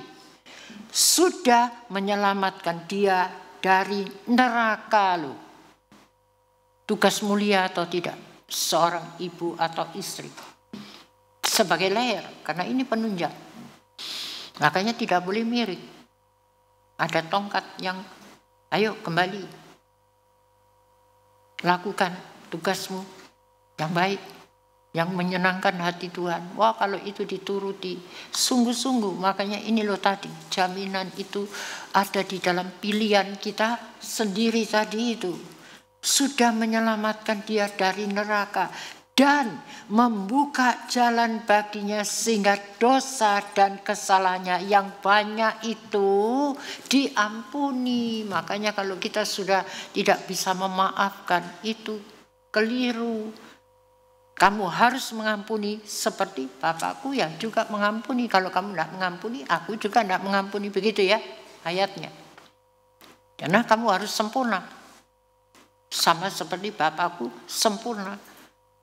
Dan kalau ketaatan kita sudah sampai, sungguh kasihku sempurna di dalam kita. Jadi ini ada poin-poin yang perlu kita pelajari supaya setiap hari langkah kita dituntun oleh firman ini kepada jalan yang benar. Karena siapa yang tidak melalui aku, begitu ya, tidak sampai kepada Bapa. Nah, bagaimana mau sampai kalau kita tidak mendengar firman-Nya? Dan aku dan Bapa itu satu. Makanya kita mesti percaya firman Tuhan itu adalah pribadi Allah sendiri. Yang sudah turun menjadi manusia, Yesus itu tadi. Dan dia naik ke surga, tapi dia mengirimkan rohnya lagi. Dan dia ada di tengah-tengah kita. Efesus 5 ayat yang ke-26. Supaya kita disucikan dan menjadi miliknya yang istimewa. Apa milik istimewa kalau bukan mempelai? Betul? Itu istimewa. Tidak ada orang bisa mendekat dengan seorang mempelai kecuali istrinya. Makanya itu kalau bisa siapapun yang sudah berkeluarga, jangan kalau bercanda main pukul suaminya orang. Ini tidak sengaja, ya atau tidak? Seenaknya. Kalau itu sudah terbiasa, tidak rasa lagi. Nanti bisa menimbulkan hal-hal yang dipinjam oleh setan untuk gampang wanita yang seperti ini jatuh. Bisa paham? Saya tidak melarang saudara berbicara, tapi jangan sampai hei kau itu, ada istrinya juga kau itu. Kalau suaminya sendiri dikasih kau itu ya tidak apa-apa. Tapi jangan, ini kalau saudara mau dijagai. Saya tidak mau berurusan dengan di luar ya, ini cuma kepada Petra Woman. Jadi jangan sampai, masa begitu saja salah. Ya sudah, kalau mereka mau melakukan itu saya tidak bertanggung jawab, cuma ini untuk menjaga. Karena kita sudah di era-era yang akhir, supaya jangan banyak kesalahan yang tidak pernah dibereskan nanti. Kita juga disucikan melalui firman Allah yang sudah Yesus ajarkan. Firman itu bagaikan air murni yang membersihkan kita. Untuk itulah Kristus mati bagi kita, supaya kita sebagai kesatuan jemaatnya dikhususkan bagi dirinya sendiri. Makanya penjagaannya akan berbeda-beda. seperti seorang pengantin laki-laki mengambil seorang pengantin perempuan sebagai istrinya. Maksudnya kita disucikan dan dimuliakan secara khusus untuk menetap bersama Kristus tanpa dosa, tanpa kesalahan, dan tanpa noda apapun. Kemudian ayat yang saya lompat saja, 29. Tidak ada orang yang pernah membenci tubuhnya sendiri. Setiap orang memberi makan tubuhnya serta merawatnya. Itulah yang selalu dilakukan Tuhan Yesus untuk jemaatnya. Karena kita adalah anggota tubuhnya, ibarat daging dan tulangnya sendiri. Makanya ini tadi, anggota tubuhnya besar. Kemudian ayat 32, ajaran yang baru saja saya tuliskan itu sangat dalam artinya. Tetapi arti yang mau saya tegaskan adalah tentang Kristus dan kesatuan seluruh jemaatnya. Jadi inilah kesimpulannya, setiap suami harus mengasihi istrinya sama seperti dia mengasihi dirinya sendiri.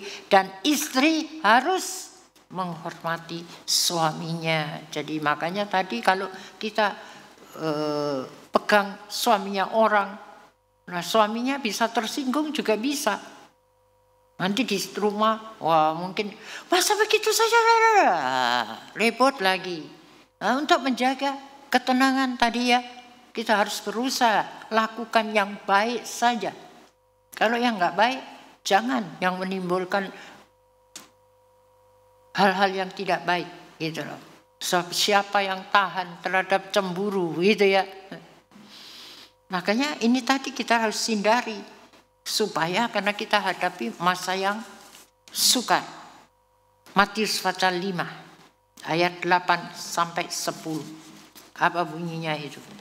Sungguh diberkati Allah orang yang tulus hatinya, karena merekalah yang boleh memandang Allah.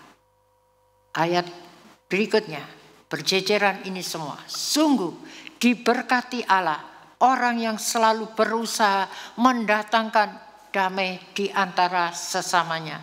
Karena merekalah yang akan disebut anak-anak Allah, warga kerajaan Allah. Dan yang terakhir, sungguh diberkati Allah orang yang dianiaya karena hidup benar. Karena mereka sudah menjadi warga kerajaan Allah, bukan mau lagi. Jadi kita harus mempertahankan bagaimana cara untuk hidup benar. Jadi saya lompati saja, yang lain nanti kita jumpa lagi di waktu yang akan datang. Ayo kita sama-sama bangkit berdiri. Rencanamu Tuhan di dalam hidupku,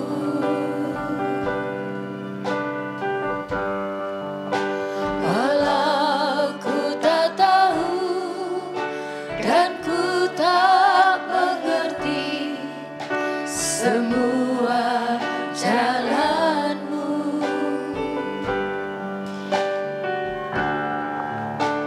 Dulu ku tak tahu Tuhan, berat ku rasakan, hati menderita dan ku tak berdaya menghadapi semua. Tapi ku mengerti sekarang, Kau tolong padaku. Kini ku melihat dan ku merasakan indah rencanamu. Tapi ku mengerti sekarang, Kau tolong padaku. Kini ku melihat dan ku merasakan. Kalau ada di antara kita sekalian yang mungkin rasa hidupnya banyak penderitaan, mari kita menyanyikan lagu ini. Indah rencanamu. Sebab Tuhan punya rencana yang indah sebenarnya kalau kita mengerti dan hidup di dalam kehendak Tuhan. Tuhan tidak pernah merancangkan untuk mencelakakan kita, kata firman Tuhan. Tapi rancangan Tuhan penuh dengan damai sejahtera dan membawa kita kepada masa depan yang penuh dengan harapan. Hanya firman yang bisa menolong kita. Ku tak tahu Tuhan.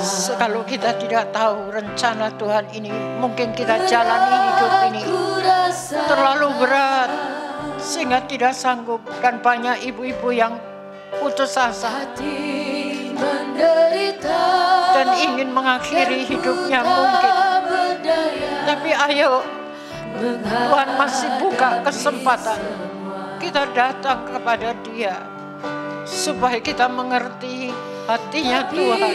Ku mengerti sekarang ada Tuhan yang masih memperhatikan. Ada Roh Kudus yang bisa membantu segala kelemahan kita.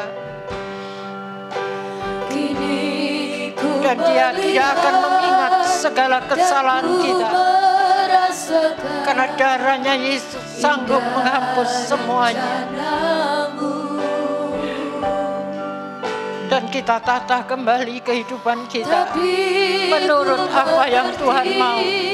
Karena Tuhan berjanji sungguh diberkati Tuhan orang-orang yang selalu berusaha menjaga perdamaian, terutama dalam keluarga. Baik dengan Tuhan, dengan siapapun, dengan sesama anak-anak Tuhan. Ayo kita mengikuti supaya hidup kita bahagia, bukan hanya di bumi, tapi sampai kita berjumpa dengan Tuhan dalam kemuliaannya. Kau tolong padaku. Sebab apa artinya kita beribadah, tapi kita tidak menikmati apa yang kita rindukan. Untuk minta pertolongan Tuhan menghadapi masa-masa yang sukar, kesulitan-kesulitan yang ada, semuanya Tuhan sanggup menyelesaikan. Dan sebenarnya Dia sudah selesaikan di atas salib. Hanya maukah saudara dan saya datang merendahkan diri di hadapannya, menyerahkan semua beban yang berat itu, dan kemudian kita pikul hukumnya Tuhan.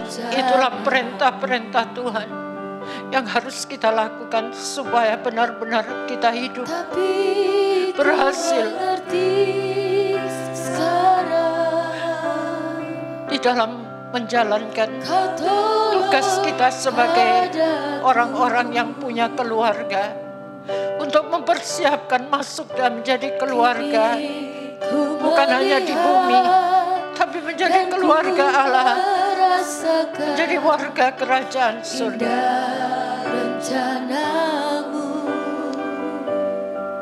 Terima kasih Tuhan. Biarlah taruhkan roh pengertian. Mungkin dulu kami tidak mengerti apa artinya ibadah, apa artinya mendengarkan firman, apa artinya menyimpan firman dan melakukannya.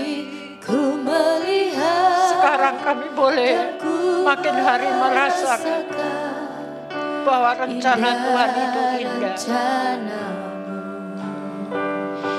Karena masih banyak hal yang kami belum mengerti Tuhan. Aku pahami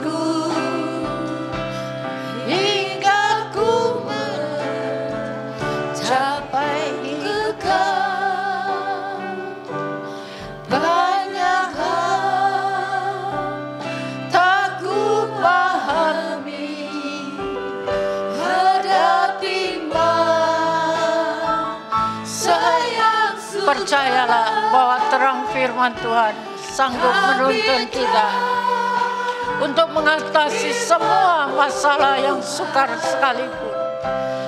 Selalu menuntun langkahku. Bahkan ada Roh Kudus yang siap menolong kita untuk kita bisa menjalani hidup ini dengan kekuatan dari Roh Kudus. Bahkan kita mau dipimpin sampai kita bisa mengerti segala kebenaran Allah itu. Tidak ada yang salah. Capai hidup kekal. Sekali lagi, ayo kita menyanyi dari hati yang sungguh. Tuhan berikan pemahaman ini makin hari makin kita boleh nikmati betapa senangnya hidup di dalam kehendak Allah. Firman-Mu Tuhan. Kalau ada ibu-ibu yang sudah menyerah putus asa, ayo kita kembali kepada kehendak Allah. Serahkan diri saudara dituntun oleh firman Allah dan dipimpin oleh Roh Kudus agar kita bisa bersepakat untuk melakukan apa yang Tuhan mau, sehingga hidup kita akan berhasil dan mencapai tujuan kita. Bukan hanya bahagia di bumi, tapi mencapai sampai kepada kekekalan. Capai hidup kekal hingga ku mencapai hidup kekal. Sementara kita periksa dulu apa yang Tuhan mau, tuntaskan sebelum kita mengakhiri ibadah ini. Apa yang tidak benar, luruskan Tuhan. Apa yang salah, apa yang tidak kupahami, bukakan mata hati kami lebih lagi memandang Engkau, sehingga perjumpaan kami setiap hari dengan Engkau dimanapun kami berada, untuk kami menikmati perlindungan-Mu atas keluarga kami, bahkan atas seluruh pengembalaan di tempat ini. Kami tahu Engkau sangat menyayangi. Engkau tidak ingin membiarkan seorang pun binasa sebenarnya, tapi pilihan di tangan kami.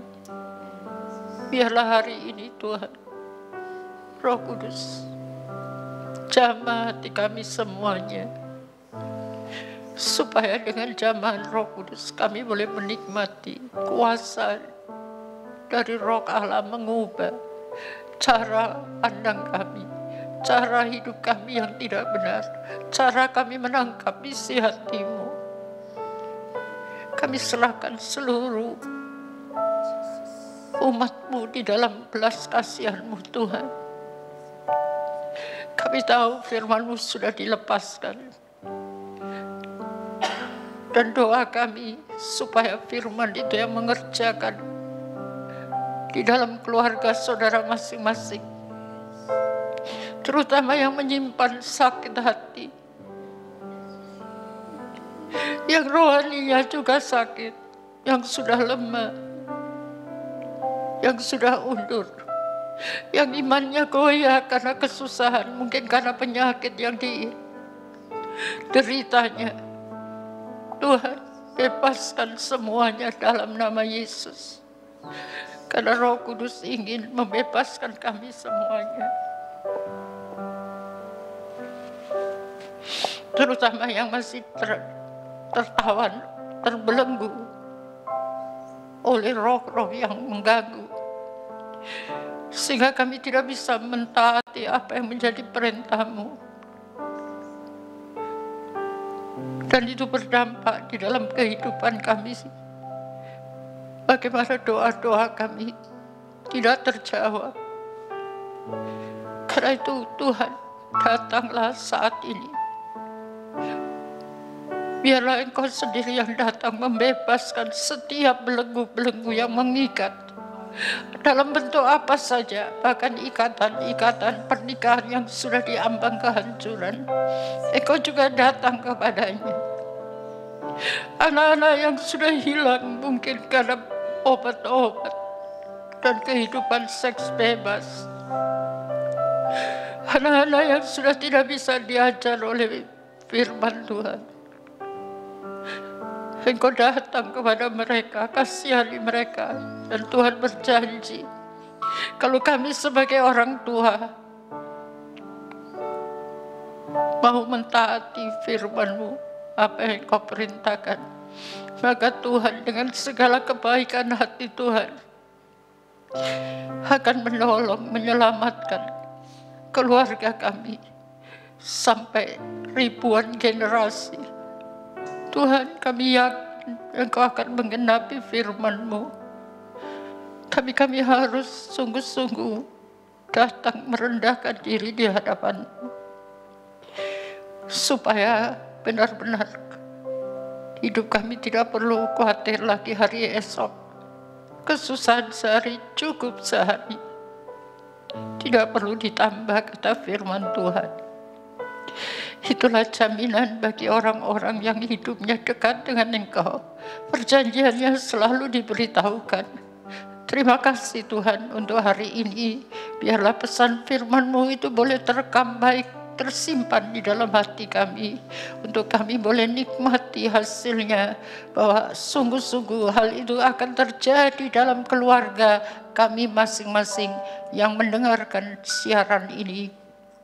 Sehingga diberkatilah rumah tangga saudara, diberkatilah pernikahan, diberkatilah segala apa yang saudara doakan. Dengan janji kita harus hidup menyenangkan hati Tuhan. Biarlah ini menjadi doa kami bersama dan menjadi kenyataan bahwa hidup kami terpelihara.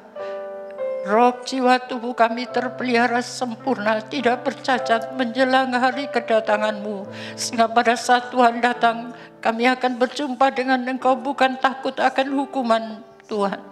Tapi kami berjumpa untuk melihat Engkau secara pribadi.